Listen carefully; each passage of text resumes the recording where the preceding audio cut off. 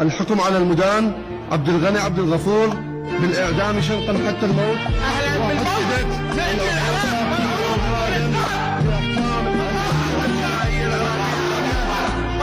الحكم على المدان علي حسن نجيب بالإعدام شنقا حتى الموت. الحمد لله والشكر لله. الحمد لله والشكر لله.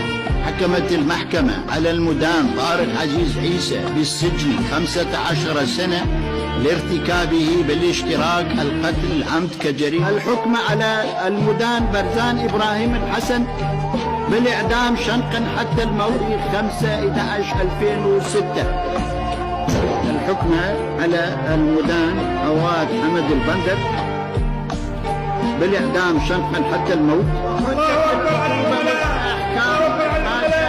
الحكم على طه ياسين رمضان بالسجن مدى الحياة لارتكاب القتل العمد كجريمة ضد الإنسانية. حكمت المحكمة على المدان عبد حميد محمود خطاب بالإعدام شنقا حتى الموت استنادا لأحكام المادة 406 فقرة 1 ألف.